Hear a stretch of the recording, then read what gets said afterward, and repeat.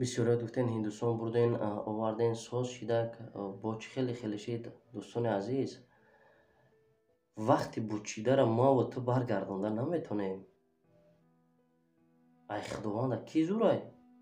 Кадом бандаш ай худованда зурай? Аз ҷониби Аллоҳ омад, бояд мо қабул кунем. Дигар роҳи баргард надорем, ки ягон илоҷи дигааш боша, пеши ягон каси дигар барем, созиш кунад, таваллош кунад.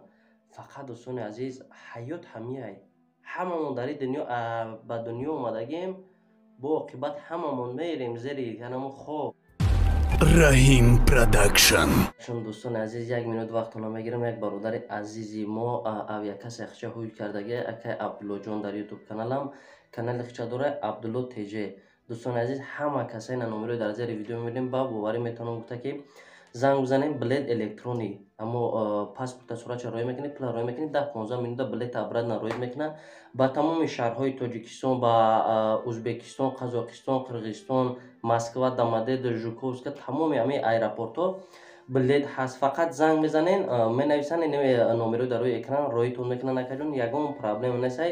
Фақат любой вақт, любой соат дар хизмати ҳар яки мо шумо ака Абдуллоҷон беҳтарин хизматрасониш дар сатҳи олия. Бо видеоша бинен, дар YouTube ҳаст Абдулло ТЖ каналаш, дар YouTube бинен, ҳамаша подробно гап мезана ки кадом числа чӣ хелай, кадом числа чӣ хелай, ҳамаша гап мезана. Дӯстони азиз, ҳама касаи намин номерои дар зери видео будагида занг мезанем, билет харидорӣ мекунем аз акай Абдуллоҷон, мерем Тоҷикистон ё ай Тоҷикистон меем. Айрусам метавонем ки электронни билет заказ кунем, бигирем бародаро, бе ягон проблема. Худованд нигаҳботон.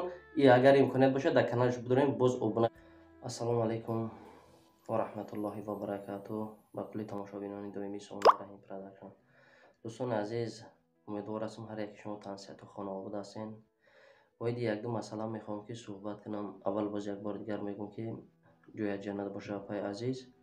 Оиди раҳмати апай дилором як-ду сухан дорам. Бисёрият гуфтен Ҳиндустон бурден, оварден, соз шида, бо чӣ хеле шид. Дӯстони азиз, вақти бучидаро маву ту баргардонда наметонем. Ай худованда, кӣ зурай? Кадом бандаш ай худованда зурай? Хай майлаш, апай дилором рафтан овардан, майлай апай дилором хайна бемор буд, овардан, худованд ҳамин рӯз вақт соати бучида гирифт. Баъзе нафар созай дар ҷойгоҳ хобай саҳар мехезанд ки вақт ҷонаш биромадай. Ижда чӣ мегӯем? Вая кӣ бурдаг балинса? Ӯ чӣ касал дошт? Бародарҷон, ин мусибат дар сари ҳар яки мо шумо ҳаст. Ба ҳамон хотир ба хубишам, ба бадишам бояд мо шукр кунем. Чизе ки аз ҷониби Аллоҳ омад, бояд мо қабул кунем. Дигар роҳи баргард надорем, ки ягон илоҷи дигааш боша, пеши ягон каси дигар барем, созиш кунад, таваллош кунад. Фақат дӯстони азиз, ҳаёт ҳамияй. Ҳамамон дар ин дунё ба дунё омадагем, бо оқибат ҳамамон мерем зери ҳамо хоб. Барои чӣ ба ин дунё дил бастан дар кор нест?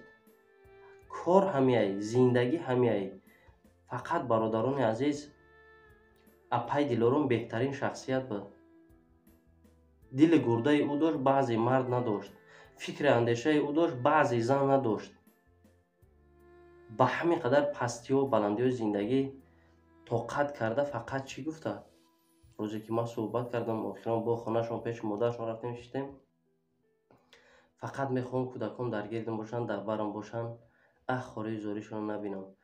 Фахр мекард ки бачаи ман кор мекунад, бачаи ман калон шидагиай. Фарзандош фахри модараш буд. Ҳама барои падар, модар, барои фарзанд ҷон моно метем. Не ки имрӯз рӯзи бадтарин рӯзи хонаводаи апай дилором ай бародаро. Фақат барои апай дилором ҳозир як каф дуо аз ҷониби шумо, аз ҷониби ман, аз ҷониби ҳамаи бародарон. Дӯстони азиз, гапи зиёдӣ барои ягон каси дигар фоида намекунад. Агар 1000 бигӯем, ҷони апай дилоромро дубора баргардонда наметонем. Фақат дар ҳаққаш дуо мекунем. Дӯстони азиз, дуо ягона роҳе ки ба ҳар яки мо шумо беҳтару хубтарай. Бародарон ва модарони азиз, нону намакшонам мо бисёр хӯрдем, дастгиришонам бисёр дидем, рафту омад бисёр кардем. Мо 2 ҳафта дар хиди Ҳиндустон дар як ҷо будем. چی قدر روزای خوب دیدیم، چقدر درد عذاب‌ها رو هم دیدیم. فقط دوستان عزیز، کسانی که میخوان همدردی کردن، مرحمت مسکو است که ناحیه همدانی دهه چوبک کمسمال همون طرف میرین، همه علاقه اونا رو میشناسن میدونن. فقط دوستان عزیز امیدوار هستم همه در حقش دعا میکنین، در حقش دعا میکنین. خداوند این روز این مثبت در سر یگان کس نیاره. نگاه کنه که همه روز ما در ملک غریبیم، یک از خرسندی داره، یک از غم داره، یک از درد داره، یک از توی معرکه داره، یک از آرزوی کودکدار شدن داره، یک از کودکدار شده. هر یک از در زندگی خانه یگان تاجیک نیست که به پرابلم نباشه. همه در زندگی عذاب داریم، همه پستی بلند داریم، پستی بلندی داریم. خداوند هر یک ما و شما را نگهبان باشه باردارم. فقط همینقدر میگم الله حفظتون کنه، خداوند نگهبانتون. یک بار دیگه در حقش دعا کنین. خیر دوستان عزیز، خداوند حفظتون.